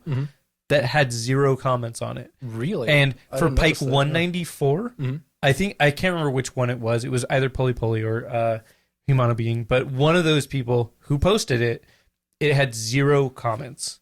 Wow. And like, I've never seen that. I've never seen 0 comments on one of the Pike posts. That is really, really rare. Yeah, I mean, it's alarming almost because I mean, like Buckethead's community is so involved and like you know, you got people like Jordan Vine who can't help but say something about everything. We haven't seen Jordan Vine in forever, weeks. Yeah, it's been a while, and I really hope we see him again. Me too. I really do. I hope that he made it through the 31 days till Halloween. And like came out the other end and been like, yeah, I still love Buckethead and want to comment all the time. Yeah. My girl wants to comment all the time. On the same topic of how sparse things are out there, let's give an example. So YouTube user Zariuk says 6 years ago, the start of this is pretty interesting. Yeah, I believe. Yeah, it is interesting. It is. It's not so interesting, but it is interesting. Interesting, yes, totally. Juan Humberto Gomez Quirios says 5 years ago, "Holy shit, my fucking ears!" And all caps. It was just like a voice synth that was distorted. Yeah, it wasn't. Yeah. Yeah, that one was from a voice from the Dead Forest. I noted that. I was like, what? YouTube user Carlos Perez says 5 years ago, creep as fuck. Sometimes I can't believe those sounds are coming out of a guitar. That's because they weren't. Yeah, I mean, not only one of these albums really had like much guitar on it. Yeah, this was not one of those. This was for I think Pike 193, and I was like, 194 had guitar. The other, man, that's not really guitar at all. Like, what are you talking about? But I like the expression "creep as fuck." Creep as fuck. I mean, that's creep as fuck, that's bro. How I describe Radiohead's first couple albums. Yeah, definitely creep as fuck. YouTube user Elijah Scott really ruffling the feathers of the conspiracy community with this one. 8 months ago, it is rumored Buckethead has done independent contracting for DARPA and spent time at the HAARP facility. And we're referring to those like acronyms there, the HAARP. So HAARP is the atmospheric facility up in Alaska. Yeah, that people have a bunch of like conspiracies about. Yeah, and this guy named Nick Begich wrote a book on it. Is that Mark Begich's brother? Oh, I know his daughter. Nice. Yeah, Mark Begich is a former Anchorage, Alaska mayor, and also brief senator. Oh, for one, I think just one-term senator. Yeah, up there. Sorry. Anyways. Yeah, but it's super interesting. So his theory is that like the United States is like controlling weather and like weaponizing weather in this facility. Wait. Begich wrote that? Nick Begich, yeah. Holy Mark's shit, brother. He's a conspiracy boy? Yeah, definitely. I didn't know that. So that's wild. the way he came on my radar, I briefly met him. One of my friends, Sam Goodrich, our friend, dated his daughter briefly, and I met him through her. but I just like never thought much about it other than he's Mark Begich's brother. But he's been on Coast to Coast AM with George Norrie like a dozen times, and I used to listen to a shit ton of that. And I was like, first time I heard it is like Nick Begich. I'm like, that can't be. And then like the more I heard him talk about being in Alaska, I'm like, that's fucking him. I know that guy. It's wild. Yeah, total weird dude, but really brilliant. Just weird. You love a weirdo. We do. We do. We love a weirdo. YouTube user 50 plus Mark Whore says 5 years ago, awesome, inspires me to write. To the spawns arisen in the eye of my mind's magician. Okay, that fucks. That fucking rules. So, I love that energy. I'm super down with it. I'm sorry, could you read the second half of that again? Absolutely. Inspires me to write. To the spawns arisen in the eye of my mind's magician. The spawns arisen in the eye of my mind's magician is a Dan Swano album that he has not yet released. Oh my god! It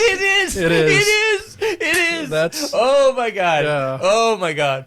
Yeah, I can imagine. That's actually a really good point. Yeah. To the spawns arisen in the eye of my mind's magician. I'd say either that or like an early solo Isan album. Dude, like that's an Edge of Sanity song. That is a definitely. fucking Edge of... Dude, that's actually a tight lyric. We should write a song around that. The spawns arisen in the eye of my mind's magician.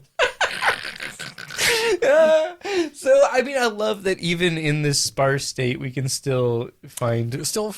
Gold in them there hills. There's always gold in them there hills. I know this, and I what the fuck is the word? The word for when you're checking out a place to see if it has gold? Prospect. No, it's not prospecting. There's another word for it. I don't remember. Somebody listening to this knows. Email me about it. YouTube user Big Chungas 420. Definitely a funny man. funny man who likes funny jokes. So not Chungus. Chungas.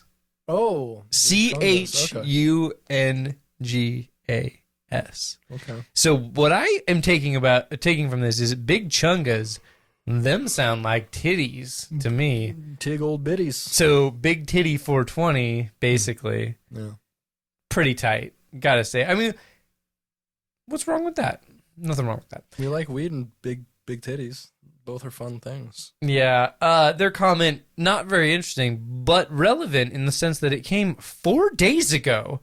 Somebody else is listening to these at the same time we are, which is wild. Anyways, they just say, I search random numbers with Buckethead's name, and the music never disappoints me.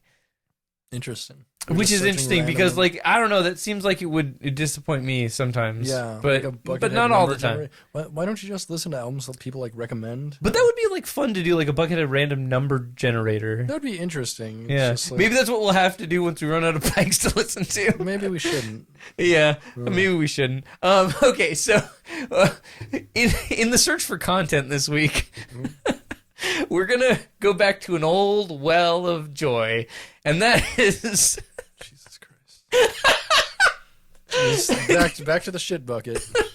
The shit bucket void. Back to the shit bucket void. That is, of course, the Camco toilet seat with lid and leak-proof waste bags transforms standard 5-gallon buckets into a portable toilet great for camping, hiking, hunting, and more. 41546 at Amazon.com for $16.57 with fast free shipping with Amazon Prime. Yeah. You save $4.11. That's 20%, Brett. That's the 411, baby. That's the 411. That's the 411. Bush did 411. Anyways, there's some great things that happened because of this shit bucket. We're going to start with the question and answers. It doesn't say who asks these questions, so I'll just... Yes, it does. It doesn't. Bob. No. Bob is the responder. Oh. Bob responded to the questions. The question's up here at the top. Bob responded, though. So, question is, does it work with a Home Depot busket? That's a great question. This has 4 upvotes, by the way, and that was the most upvotes of any of the questions. Okay. And Bob responded, "It fits on the Home Depot bucket I have." Bob. Thanks, Bob. Bob. Moving on. Question: what is the recommended weight capacity? And Tom D responds, 5 turds and a toast off, give or take a heavy lunch. A toast off? Do you think that means jerking off into the bucket you just does he mean shit a in? toss off? Like, Is that what that means? Like you're jerking off into the tossing one off. So, He's jerking off on top of the pile of shit he just laid down. You know what? He's probably jerking off to the shit he just laid down. Okay. We need to like really break this down. Do you think Britt, that he laid such like a nice soft stool that he's like, damn, I gotta jerk off to this and honor it. That's fucked up. Yeah, it is. Or rate my poo for subscriber. Yeah, there's some real Tool energy there. That is some real Shatter Alice energy there. So I screenshotted this because like this was the one that convinced me that this was a good idea to do. Because I looked at this and like this man is literally saying like he bought a 5-gallon bucket from Home Depot, bought this lid that goes onto it that makes it into a toilet that comes with a bag. Then he shit into this 5 turds. Shit 5 turds into this. Yeah. Jerked off into it, and then said, that's all the bag can handle. And then replaced the bag to presumably, I guess, shit and jerk off into it again? What the fuck is happening, Britt? I mean, like, he wants each individual bag to be, like, kind of its own, like, of the day essence. And so, like, in order to categorize them and to, like, actually catalog them, he needs to be able to do it just once per day. Otherwise, like, he gets into like, you know, like Tuesday the 13th part 2 and stuff like that. And like, that's just a little too much. Wait, you're saying like making 2 bags. So you got like maybe 6 turds in one and then like 2 turds in a cum in the other. Yeah, no, you gotta, it's just one per day. You gotta just fill it up with all that you're going to fill it up with. So you're talking like maybe like 1 shit a day and then you jerk off into it. Theoretically, unless you have like too much fiber or too much food, you know. Okay. You know, you're only supposed to really shit once or twice a day. Do you think like he like jerked off right after, or do you think he like closed the lid, left the bucket, came back later and jerked off into it? He was jerking off while he was taking a shit. Dude, who does that? Have you ever tried? You made a facial reaction. I did. But I don't know what that means. Moving on.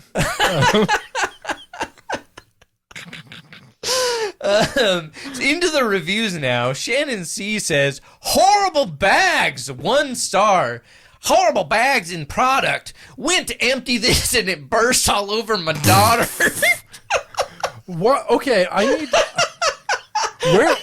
Where were you emptying it that it burst all over? Like, was your daughter, like, sitting on the toilet and you're like, move, I need to empty this bag. And she's like, Mom, I'm taking a shit. And she's like, fine, if you're not going to move, I'm just going to dump all this shit all over you, bitch. And then the bag, like, broke apart and went all over her? I'm confused. I'm very confused by this. Yeah, at the same time, I'd really like to see the video footage. Oh, yeah, I'm sure it would I'd like to see exactly how this happened. And definitely not jerk off to it. Definitely. Definitely not. No, we need to know where this is. That's horrible. But tell us where it is. It's for science, not for pleasure. Yeah, okay? We need to know. We need to find out. Yeah. One question here is simply, use on boat? Question mark. Answer yes.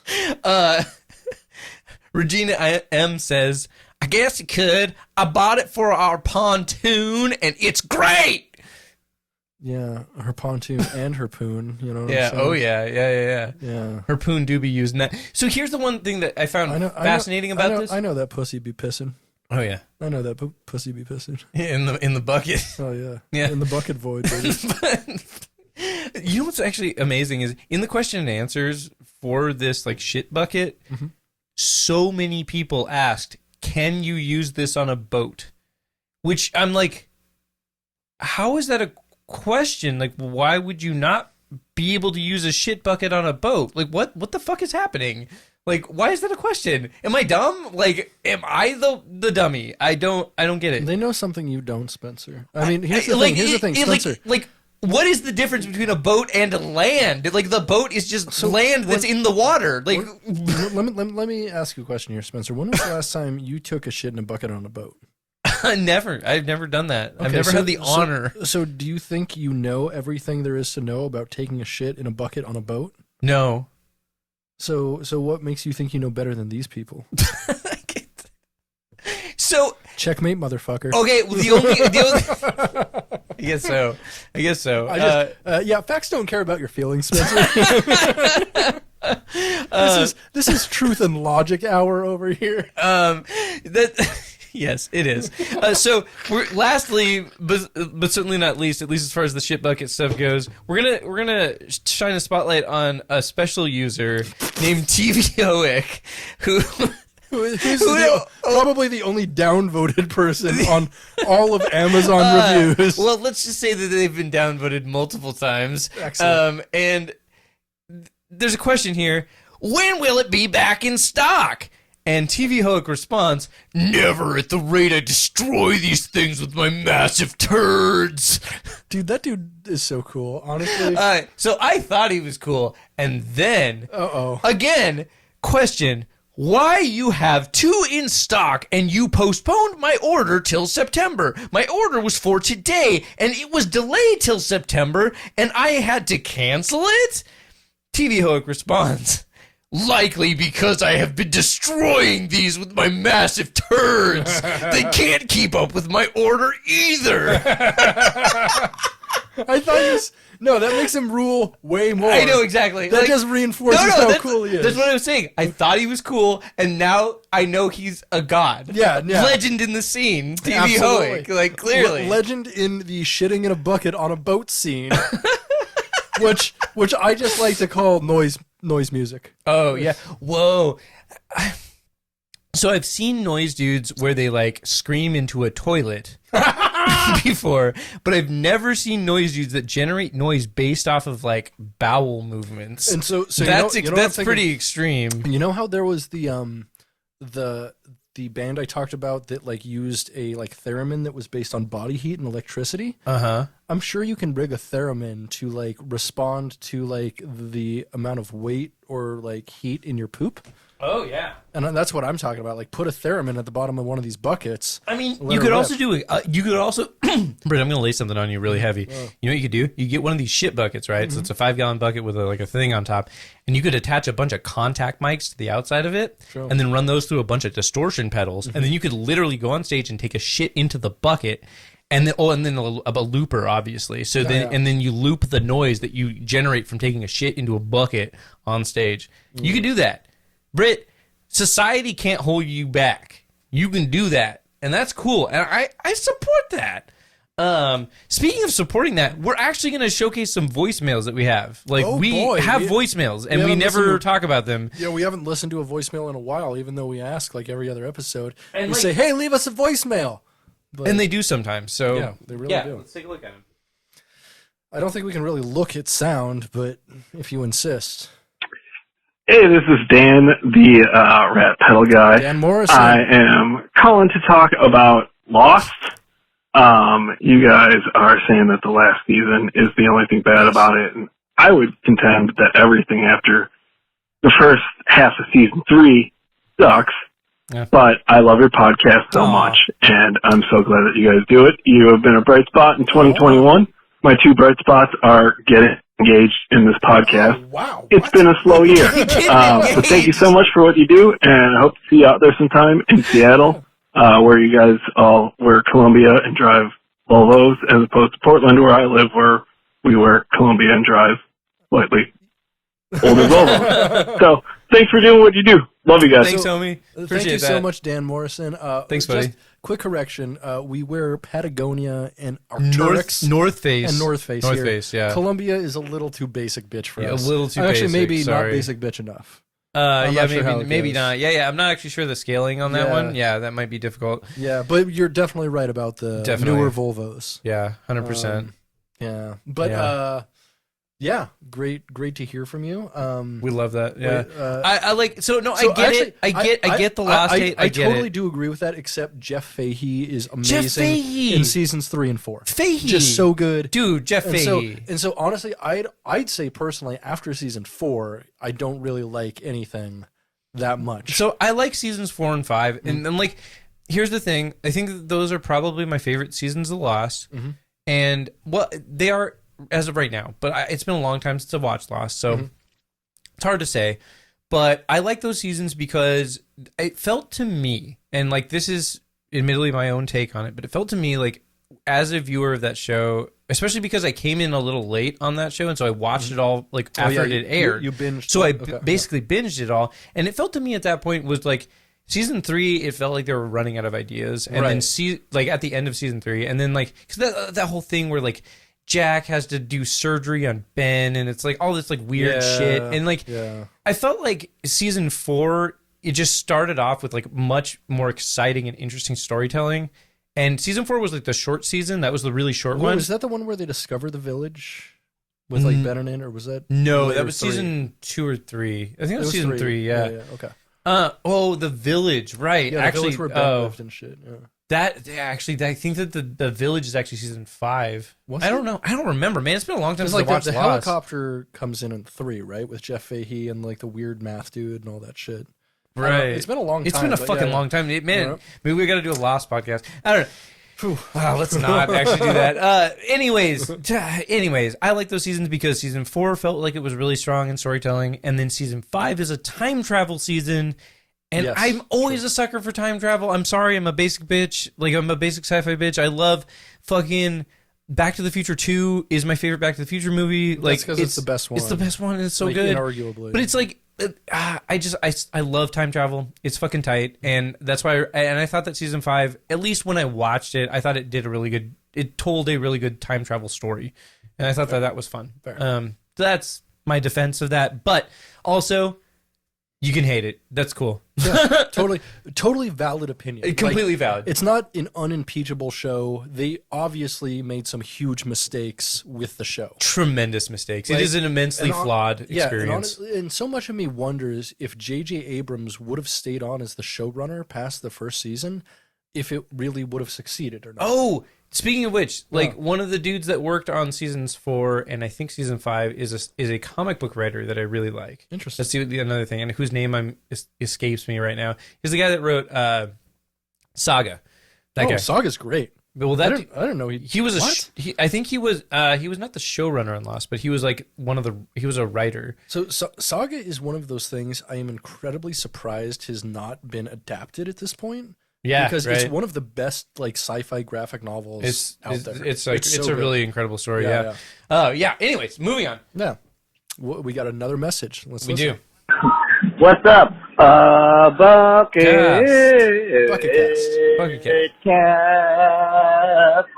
APM Burger Wolf. I was calling because I've been meaning to call for a while, and I was thinking about you guys, and I was thinking about Buckethead, and now I was thinking, does Buckethead have a Christmas song?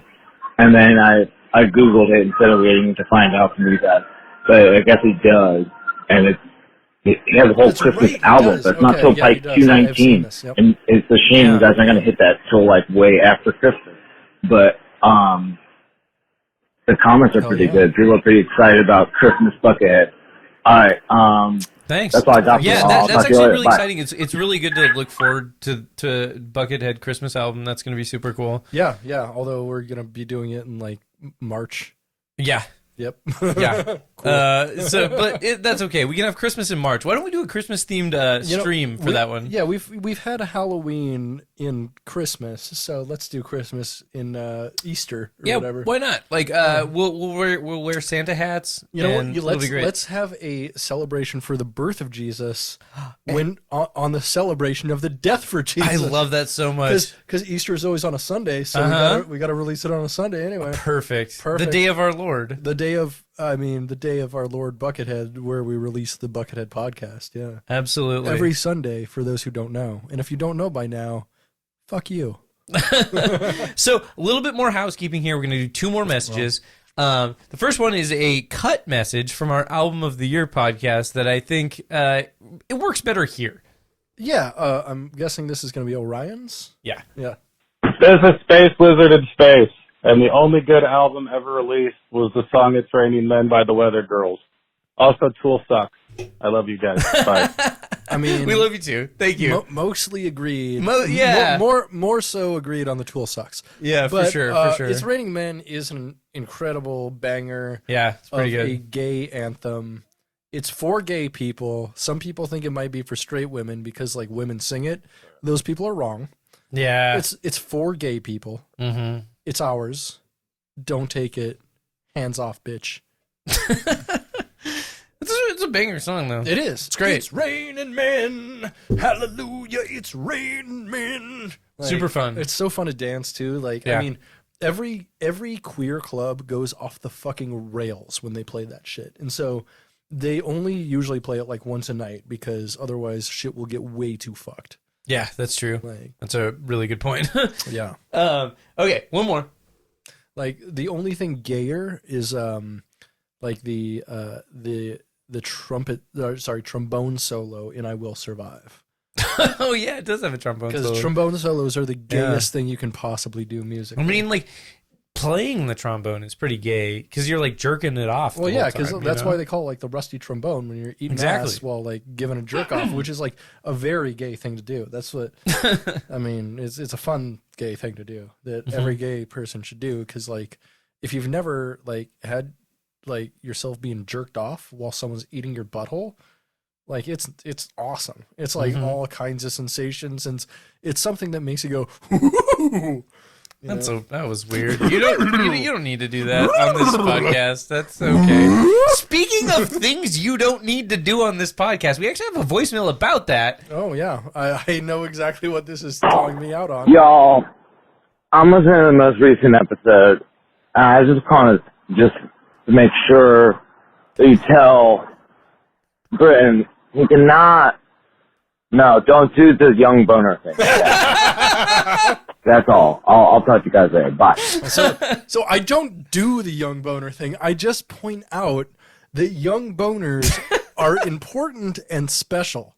I personally do not want to touch them or be near them. I just want to point out that they are a very formative and transformative part of every boner-having person's life. Okay. You can't disagree. You've had some boners that have shaped your personality and your life trajectory. Sure. Have you not? Yeah, we all absolutely. have. Yeah, we have all had some boners that changed some transformative boners, fundamentally in the core of our being, the core of our boners, the core of our kinks, really. Yeah, and that's what I'm saying. It's like, I mean, a lot of people like discount the fact that like we are as people sexual human beings in that. Our only point as people is to continue the human race, which is fundamentally based on fucking, right? And so if you don't fuck, you're not contributing to the human race, right? Yeah. Yeah, and so don't fuck young boners. Like, this is the weirdest, longest rant. Shut up! Don't fuck! Don't touch young boners. You know how I just know bad? That what? I like zoned out while you were talking and started thinking about something else, and then I was like, "Wait a minute, you're still talking." And then I was like, "Britt, come on." What would you start thinking about while I was talking about young boners, Spencer? Dude, I'm trying to remember. Like, it was so something better than this. I don't know. Yeah, young boners, they're important, man. They are important and they're transformative. And I'd love to not do the young boners thing, quote unquote. God damn it, however, shut up. If we're living in the real world and talking about real things and real boners, we need to shine a light. Thick. We need to shine a metaphorical light, not an actual light, because I don't want to see them or be around them. Actual spotlight on these young boners. We cannot shine an actual spotlight on a young boner because that's very illegal, especially if we're doing it in public. We're both on a list immediately. You're only ever concerned with the legality of things, Britt. No.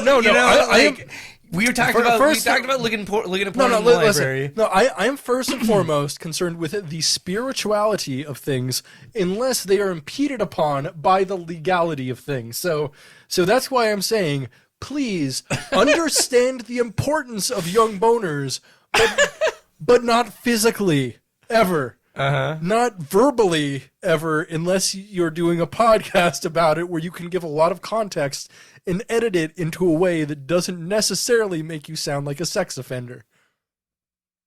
All right. Moving on. Yes.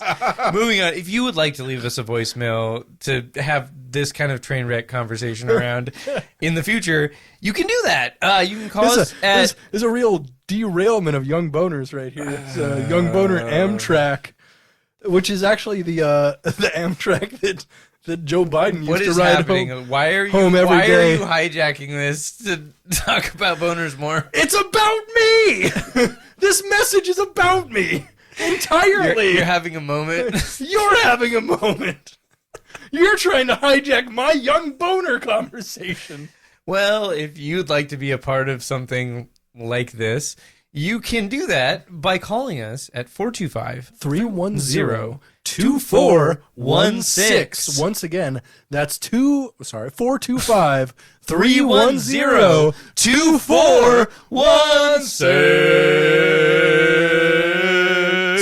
Hey, Spenser. Yeah. Was that the bucket void? I mean, it can be, but I have one more. Okay, well, hit us with one more then. It's a Britain void. Oh boy. I just found this. I think it's good. Yeah. Statements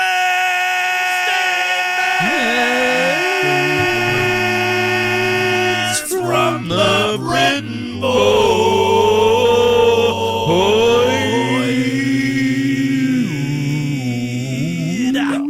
On February 26th, 2018, at 7:08 p.m., you texted me and said, quote, "So, some old Belgian dude just came through my line with an Arcspire hoodie on, and I had a 10-minute conversation with him about how he got their car fixed and about thy art is murder. Weird." And then later on, like a weirdly long amount of time later, 7:20 p.m., he also said he was also wearing Cannibal Corpse sweatpants and a Nile shirt. Had to be at least 55. #old goals. Yeah, so what was that guy's name? I want to say his name was Tomas. This dude was a regular customer of mine at a grocery store, like a really high class grocery store, and he lived like 3 months out of the year in Belgium, and then the rest of the year over here. And he worked like in the tech industry somehow, but when he was in Belgium, what his gig was he set up tours for like doom metal bands. And so there was actually a tour that both Monty and Andrew played on, former guests of ours. Yeah. That he set up. Interesting. Yeah, for some like way bigger doom metal band from Europe. But Conan, maybe? Maybe. He set up a bunch of stuff, but like we talked about this. After this, he came in like the next day and he just handed me a fat stack of like doom metal, black metal, and death metal CDs. Just like 8 of them. Yeah. And I still have them, and they're awesome. Like, he introduced me to some sick bands. I don't remember which, but like... The rules. Yeah, the dude is like one of the coolest motherfuckers I've ever met working in a grocery store. That rocks. And fucking big ups to that guy. Big ups, like... I mean, because obviously, you know, arranging and setting up tours for doom metal bands can't be lucrative. Like, he can't be making nearly as much money as he is on his tech job doing that, but he just does that for the passion. And I think that fucking rules. Yeah, right? Yeah, hell yeah. Hell yeah. I like that we were both just like, yeah, that fucking rules. Yeah, no, that dude is so fucking cool. I hope I see him someday again. Hell yeah. Well, that's all I got. Statements from the Bucket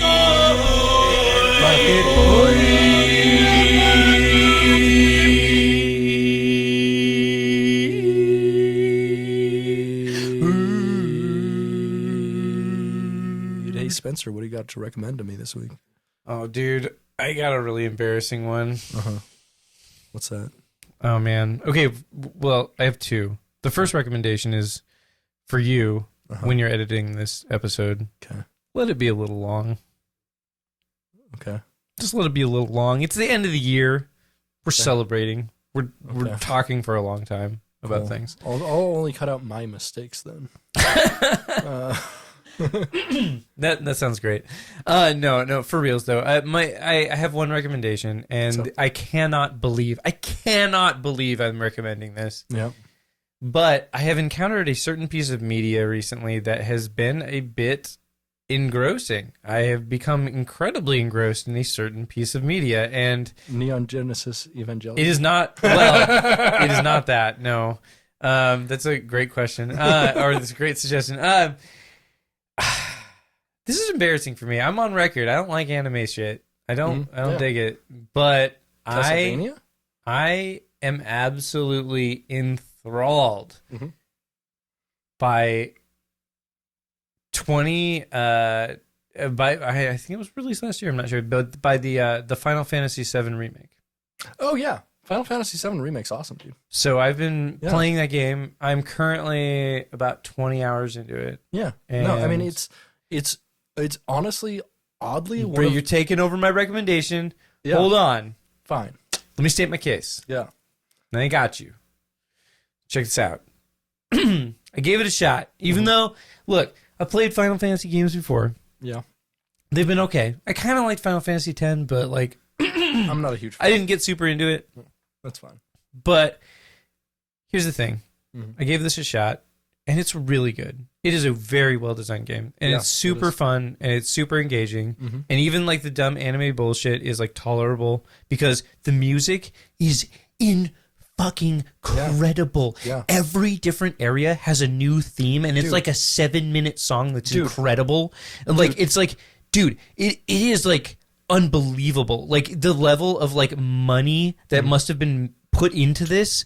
It looks and sounds and feels so expensive. Yes. It's like it is a feast for the senses. So it is wonderful. One thing I would highly, highly, highly recommend to you is just listening to, after Final Fantasy 12, 12, 13, 14, and 15 have the craziest soundtracks ever. In that the music is so amazing. Like especially 14 and 15, both of those soundtracks have like 80 to 100 songs on them. And they're all nuts. incredible. They're all super lush, and they're all done by the same composer.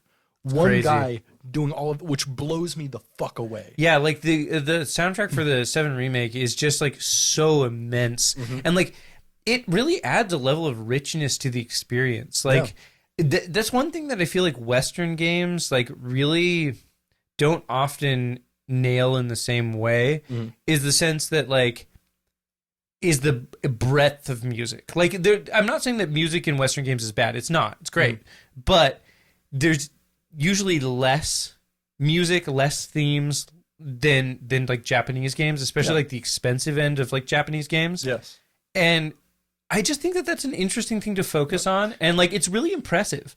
Like it's a really like impressive and unique and cool thing, and like I've really enjoyed playing that game, but the music specifically has been the thing that's like really blown my mind. Yeah, the music's great. I mean, I really love the whole fight system on there is incredible. Have you played it? How much have you played of it? I haven't played the remake. I played the last remake that they made, like the remaster that they did like 3 years ago. The first time they added the skip forward feature, which was really cool. Oh, so this is an actual remake. They've done a remaster before, where they added a bunch of features that are on the new one too. And I played that one when it came out. Well, it must have been like 4 years the remake ago. You realize is a totally different game. It has nothing to do with the original Final Fantasy VII, like other than the same characters. But it's like it has it's like a totally the exact same story. No, it does not. It's still like eco-terrorism against a corporation. Yes, but it's like it's a different game. It's basically the same story though. Well, yes, basically the same story, but it's a very different. Yeah, it's a different game. Yeah, I know. And so actually, the remaster that they did, they retooled a lot of things and like changed the gameplay in fundamental ways that made it really cool. And I guess based on that and the success of that, they decided, hey, let's just remake the fucking whole thing. It's a huge cash cow. But I will say, Final Fantasy VII, I believe, is the last Final Fantasy that had a good storyline.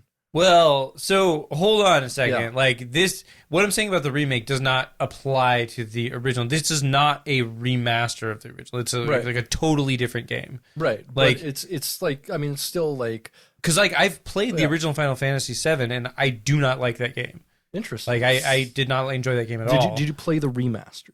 So I played the PlayStation 1 original. Okay, no. So the remaster, one thing that's amazing about it, obviously it updates the graphics a ton, and it actually like removes some of the things that people didn't like. But like one of its strongest points is it has like a faster feature where you can make the game go like 4 to 6 times as fast. And so you basically get to skip all of the So just like basically running around emulator every shit. place. Yeah. Yeah. That helps a lot. It does. Like so when I played through a couple of the Pokemon games from Game Boy. Mm-hmm. A few years back, I played them on my phone actually, and I played through blue version and silver version. Mm-hmm. And but I played them all in 4x speed, and that was so much more fun. Like Right. because that game's like a lot of grindy shit, but like when you can get through it quickly, like it's actually like fun, and like your brain can do it faster. Mm-hmm. So like just having the game be able to do it faster. I was playing it in an emulator that allowed me to do that, and like sure. it really made the game like way more fun. Like that really like helps the experience. So like I definitely understand what you're saying. That being said, though, the remake is like a totally different thing. It has like real time fighting, so like the combat system is in real time. Well, it's actually like a hybrid of like real time and turn based. It's more and action RPG than yeah, but like turn-based. and I really like it. Like I think it's really well designed, and like it's pretty fun. It's like, and like the standard difficulty, I just played it on the standard difficulty, is like really well balanced. I think it's like a good balance of like it's a little difficult in like certain battles, but it's not like too hard, but it's also like not too easy. It's like you still have to think about what you're doing, and like it feels really good. It feels really well made. And I cannot believe I'm recommending a Final Fantasy game because like I can. As if you know me, I don't fucking like Final Fantasy. Like I do not. And I also don't like anime stuff. Yeah, but like you think weeb shit is dumb, but you're a fucking dork. So like, that's true. You're gonna I would never enjoy deny some weeb shit that like fits your interests wholly. That's true. Like And if they made an anime about like death metal musicians or something, you'd probably watch it. I don't think I would watch that.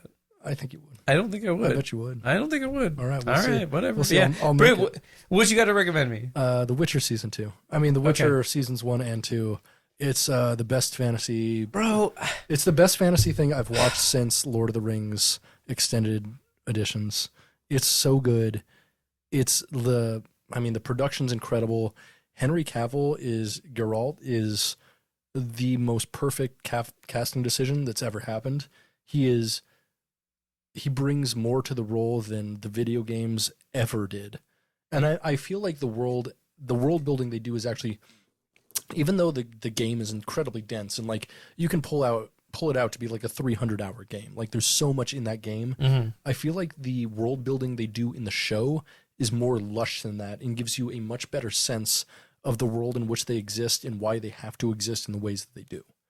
It is incredible fantasy world building, like on a level that I feel personally is better than like Game of Thrones ever did. That's rad, dude. Yeah, it's so good. That's awesome, man. And also is a final note. Henry Cavill, I think, is the only guy I would ever let top me at this point. Nice. But only as Geralt. Nice. Nice. Not as like Superman. I wouldn't let him fuck my ass as Superman. Don't take the costume off. Like no. I'd top him if he was in the Superman costume. But, for sure. 100%. Yeah. Like I hated him as Superman, but like I do like him as an actor. I think he's good. He's I great. don't think he was great as Superman. I mean, he was in a bad movie though, so like I can't really blame him. Yeah, exactly. I think he's he didn't have any control over that, but apparently he has a lot of creative control over this show and all of the decisions because he's a huge fan of the novels.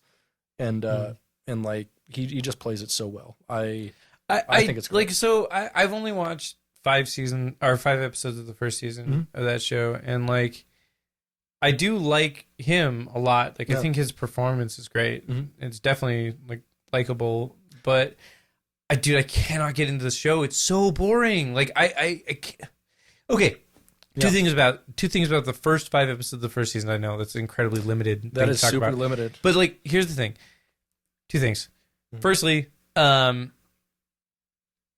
been very bored by most of it, but the one storyline I thought was really cool was like Hunchback Girl. Yeah. Oh yeah. She plays a huge. Here's the thing. Here's the thing. Mm-hmm. She was way hotter as a hunchback, and when she became like regular looking, it's way more boring. I thought she was way hotter as a hunchback, honestly, and like I really don't like the show very much once she like is not a hunchback anymore, and like I don't know. I think it's super boring. I've tried really hard to watch it, but like every time I watch it, I like watch it for like 20 minutes, and then I just get on my phone, and then I'm like, man, I can't, and then I rewatch the first 20 minutes again, and then it sounds like you're like you have too much ADHD to follow the show.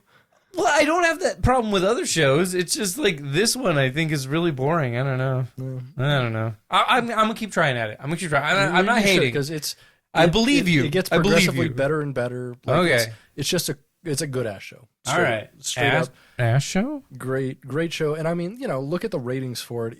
It is the best rated. Oh yeah, I mean, I believe you. Like I'm not since the first 5 seasons of Game of Thrones. Like it is universally heralded as good, and it's good. Like oh no, I mean I believe that. I'm not saying it's bad. It doesn't feel like it's like bad or anything. It's just like it's struggled to hold my interest. But fine. We'll see. We'll see what happens. I'm gonna stick with it. All right. It's time for my favorite part of the show, Britt.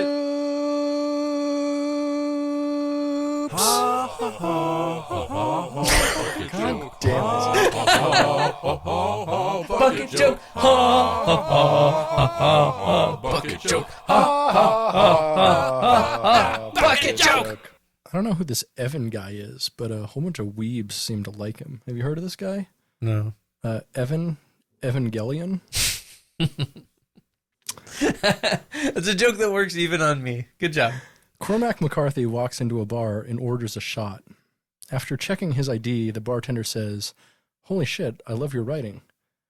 Because you wrote my favorite novel, Blood Meridian, this drink is on me." "Well, thanks," says McCarthy.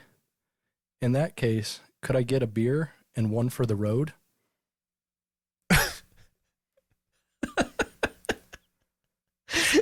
Wow. I wasn't sure where you were going to take that, and I got to say, I didn't expect where you took it. I liked it. That was good. Why did the wise guy refuse to fix the electronics on his boss's car? I don't know. Well, he was given an offer he couldn't refuse. How is spelling Mississippi like a Tool concert? Oh no. Well, because there's PP right near the end. That's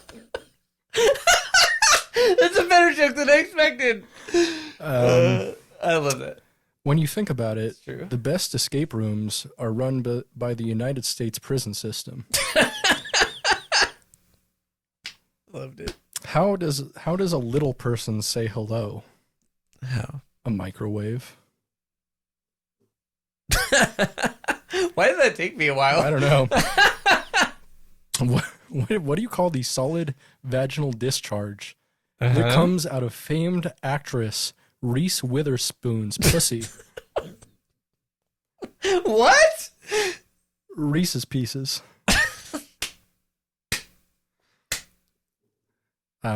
Cool. That's pretty cool. Why could Ensign Harry Kim never get promoted while on the ship Voyager? Oh, that's a great question. Why not? Well, because it was an internship. Oh. Poor Harry Kim. So I was on the East Coast a little while ago, and I was driving on the highway through Washington, D.C., and I saw a sign that said, White House keep right. And I was like, you don't have to tell them twice. Wow. Wow. I don't have all the time I need to take all of the pictures of locomotives that I want to, so I hired a personal trainer.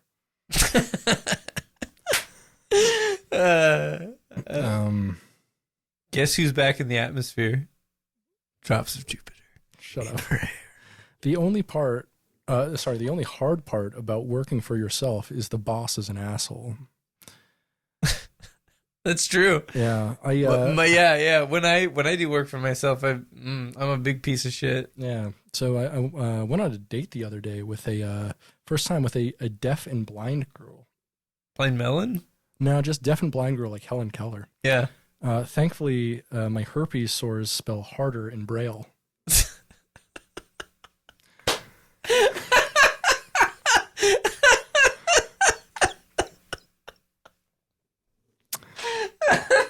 That one's pretty good.